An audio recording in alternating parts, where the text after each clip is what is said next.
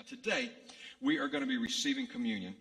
And you might think this process, this event, this ritual in the church started 2,000 years ago at the Last Supper when Jesus instituted it with the disciples.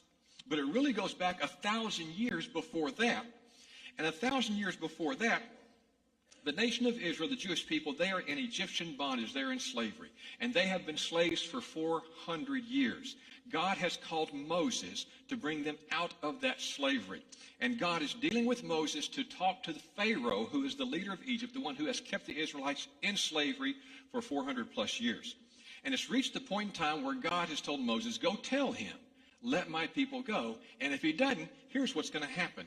And a series of plagues begins to happen. The first one, the Nile River turns to blood. There's a plague of frogs, all these things that happen, horrible things that happen. But the very last one, to convince Pharaoh, because the other 9 have not convinced him. They haven't been bad enough to let the slaves go.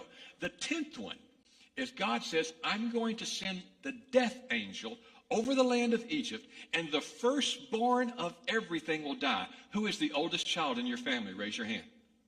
Forget it. You're toast. It's over. Unless you follow God's prescription. It was going to be the firstborn son, firstborn daughter, the firstborn in the livestock. Whoever it was, the punishment, the plague was going to be, because you will not let my people go, the firstborn is going to die. But there were 2 ways Egypt could escape this. Obviously the easy one, let the children of Israel go, set them free from slavery. Or they could go down the street, cross the railroad tracks, go into Goshen, and come under the protection of an Israelite house. Because God had given the Israelites special instructions. Sacrifice a lamb, and then take the lamb from the blood from that sacrifice and put it over the top and the sides of your door. And when the death angel comes and sees the blood over the door, the angel will pass over your house. And that event started the Jewish ritual of the feast called Passover. Our friends at Temple Emmanuel will celebrate Passover in about 2 weeks from now. But that is the history and the foundation that brings us to this table, because it was the Passover feast that the disciples were celebrating in what we call the Last Supper in the upper room, where Judas betrays Jesus, goes off, takes the 30 pieces of silver, brings back the enemy army, and where he washes the disciples' feet. It is that Passover that starts this. So as we look at the Lord's Supper, it comes under that context that the blood on the doorpost was a symbol that the blood of Jesus would cover and forgive all sins and provide his protection. So because of the dying, the shedding of Jesus' blood, God can pass over our sins today. This is why today is a day of celebration. We don't come here to mourn someone who is dead. We have come here to celebrate someone who is alive, and that their living sacrifice can cover us today. So in 1 Corinthians chapter 11, the Apostle Paul gives an account of the Lord's Supper. He said he was directly instructed by the Lord, the risen Lord, to give these instructions. And we start with 1 Corinthians chapter 11, verse 24, because the first thing we want to look at today is the Lord's Supper is a time of commemoration. And when he had given thanks, he broke it and said, this is my body, which is for you. Do this in remembrance of me. Jesus never said, remember my sermons, but he said, remember this. In the same way, he took the cup after supper, saying, this cup is the new covenant in my blood. Do this as often as you drink it in remembrance of me. We are told specifically that we are to remember nothing else at this moment in time. When we come to this table, when the elements have been passed out, we are to focus our attention and think solely on the sacrifice of Jesus Christ. Friday evening, Sue and I were headed to Houston to an Astros game. Some friends gave us some tickets to the opening game of the season for the Astros, their home opener. And as some of you know, the journey with my mom the past couple of weeks and her hospice situation, she has moved in with Sue and I. We're going to try to keep her at home as much as we can. And so I've been dealing with that, with hospice, with social workers, with doctors and everything. It's just, the stress level was just so high. So we were so thankful for this little diversion. But I'm all the time that we're getting ready, I'm making an excuse after, I can't go. I can't go. I can't do this. Can't do that. But finally we make the decision to go. We get to Minute Maid. We walk in, and our seats are on the field level front row. If you have ever watched a Major League ball game and there's a little foul ball and people reach over and get, that's us right there. Before the game, the Oakland A's are out there warming up, and all the people are coming down with, hey, Mr. Chapman. And guys just walk over and just autograph the balls. They're right there, just closer than what you and I, they're right there. The concession stand where we were at had a new thing, popcorn with Cheetos in it. It's amazing. And the game is getting started. They're doing the national anthem. A Navy guy is singing the Star-Spangled Banner. And he gets to rocket red glares. The fireworks go off. And land of the free, he hits that note and he holds it. And I don't know how they did this, but they timed it perfect. Right when he's singing Home of the Free, 4 F-16s fly right. I mean, I'm not over. I mean, people were ducking. They were coming down. They were so close and so loud. So the game gets started. And before I realized it, I had forgotten all the stress and the struggles of the week. I was just at this little ball game and just having this great time, and everything had just kind of floated away. And my back stopped hurting. I was just relaxed. I was just enjoying the game. And this is what this table does for us. When we come here and we put everything aside for just a few moments, doesn't matter what's happened, what I'm holding in my hands, this cup and this bread, is so important. It tells me that Jesus died on a cross for me 2,000 years ago. This is the Lord's Supper. I'm his guest at this table. And I can just take everything I've been going through, every struggle, what has happened, what has been doing, what's not accomplished yet, and just hold this. And this is the beauty of the picture of the Lord's Supper. It means that one day, people can talk about Jesus. Well, he was a great teacher. He was a great philosopher and all that. But here's the thing. Here's what Jesus said. I don't want you to remember that I was a great teacher. I don't want you to remember that I was a great moralist. He says, I want you to remember I died for you. And when we grasp that and we hold that, whatever goes on in the rest of our week, somebody said something about us. I look at those elements. You know what? It doesn't matter. Jesus died for me. Paul said, very rarely will anyone die for a righteous man, but while I was still a sinner, Christ died for me.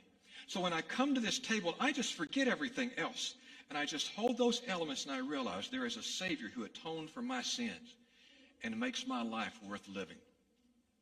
Charles Spurgeon, a great preacher from days gone by, when he was on his deathbed, they said his last words were, Jesus died for me. That is the last thing he remembered before he died. It should be the first thing we remember as we live today. Commemoration, remember that. Second thing about the Lord's Supper, it's a time of appreciation.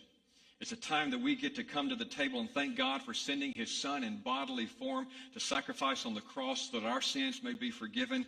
And we may have seen all the events that surround Easter, the Passion Week, the Passion of the Christ, the movie. But when we come to his table, we come with an attitude of gratitude, thanking God for that he gave his Son to pay for my sins. I grew up listening to gospel music, and the individual who started contemporary Christian music, as you and I know it today, the father or the grandfather of contemporary Christian music was probably Andre Crouch. And Andre Crouch, some of his songs have just endured for times. One of those was called My Tribute. And the words simply say, how can I say thanks for all the things you have done for me? Things so undeserved, yet you give your life to prove your love for me. The voices of a million angels cannot express my gratitude. All that I am and ever hope to be, I owe it all to you. To God be the glory. When we come to the table, we appreciate what he did for us. Thirdly, the Lord's Supper is also a time of proclamation. 1 Corinthians 11, verse 26 says this, for as often as you eat this bread and drink this cup, you proclaim the Lord's death until he comes.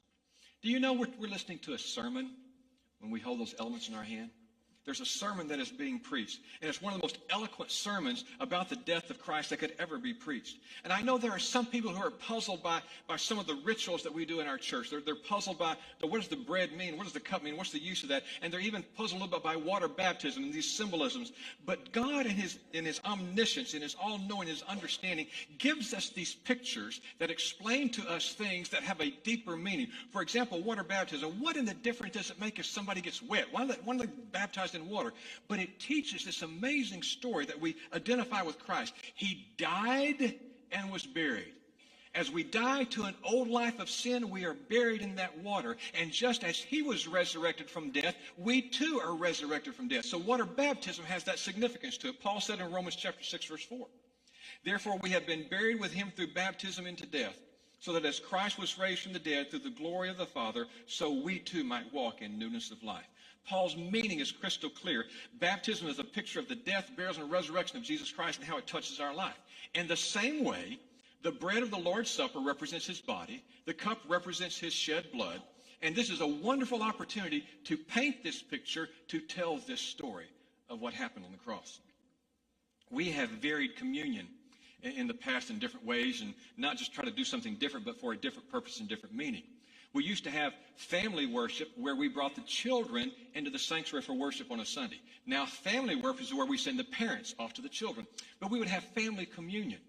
Rather than just everybody staying seated, we'd have families gathered in pockets all over the room. And it gave this wonderful opportunity for the head of the house, be it mom or dad or grandpa or whoever it was, to explain what the elements of communion were to the children. So it wasn't just becoming a rote ritual. From their earliest ages, they were understanding the importance of what this communion represented. So it's this wonderful time to proclaim the Lord's table. There is a special invitation. He wants everyone to come to this table. He wants every one of us to have our hearts right when we come to this table. Fourthly, the Lord's Supper is a time of examination, to have our hearts right.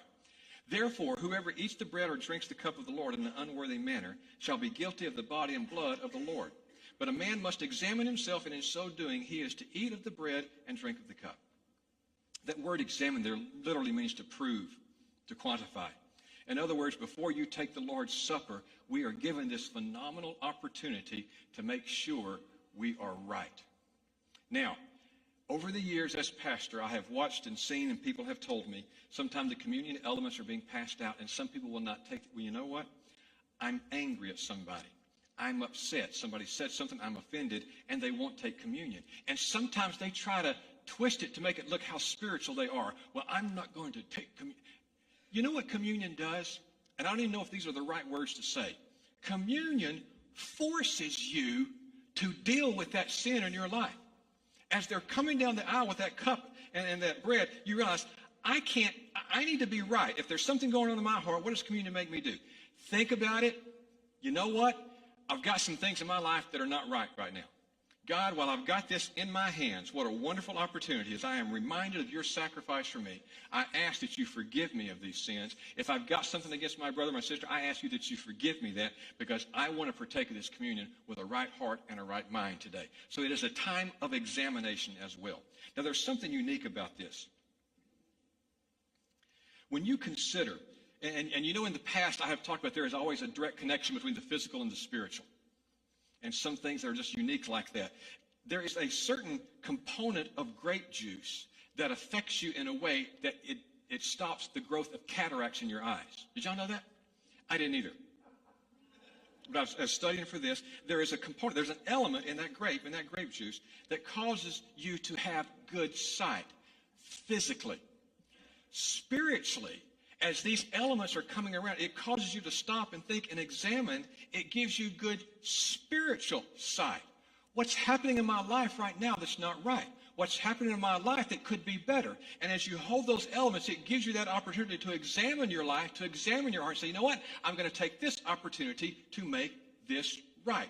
Just as the element of the grape gives you good physical sight, the element of the grape gives you good spiritual sight. It's also a time, fifthly, for a time of consideration. As they were partaking of the Lord's table, what began to happen 2,000 years ago? It was an actual meal. It was a big meal. A love feast is what they had called it. And what began to happen is some people kind of got there early, and maybe they didn't want to eat with some other people, so they started eating their meal, and they didn't share, and before you knew it, it became a point of contention rather than everybody coming together. So Paul said this, "So then, my brothers, when you come together to eat, wait for one another." And there's about 5 different connotations of the Greek word wait in the New Testament. This particular one has an element to it that says welcome.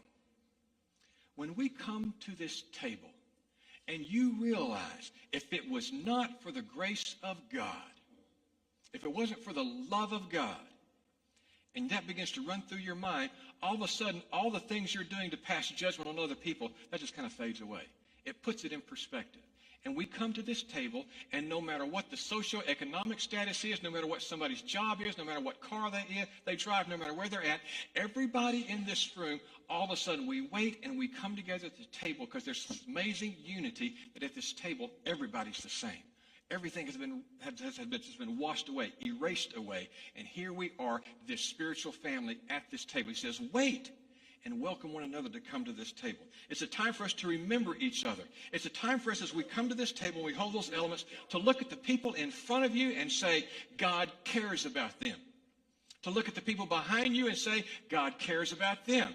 And hopefully the people behind you are looking in front, they're saying, God cares about them.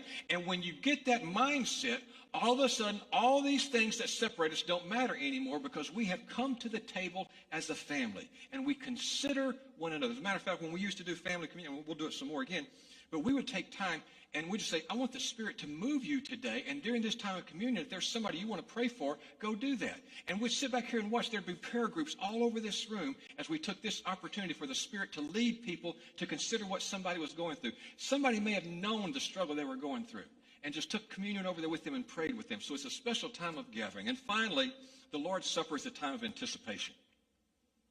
For as often as you eat this bread, verse 26 says, and drink the cup, you proclaim the Lord's death until he comes. Every time we take the Lord's Supper, we are not only to look back, but we are to look forward.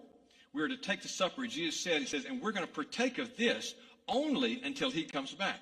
And then when he comes back, we are eternally at a table with him. It looks up, it looks forward to his coming. It looks backwards to the cross. It looks upward to the clouds. Each time we take this, we're reminded of the same Jesus who came into this world of the Virgin Mary, who lived a perfect life, died a perfect death, raised from the dead. He's coming back to this earth one day to receive us unto himself. And I know as I begin to talk about this and planning for the sermon series on Easter about the return of the Lord, it can get questionable because so many people have messed this up. So many people have, he's coming back on this day. We're selling all of our stuff and we're moving up to the mountains and we're going to drink this Kool-Aid together. And all of a sudden this prophetic impact that the Bible has is lost because some people have got it so misconstrued. But the reality is, ladies and gentlemen, Jesus, who was placed in the tomb, rose from the dead, ascended, he is coming back. And he says, when you partake of this, you've got to remember that. So all of the bad things that dealt with going up to what we call Good Friday and the crucifixion of Jesus Christ, all the bad things that happen in our life, they're going to be erased away because a day is coming when there will be no more hospice, no more disease, no more struggle, no more IRS. He's coming to take us out of this world and live for him eternally in heaven.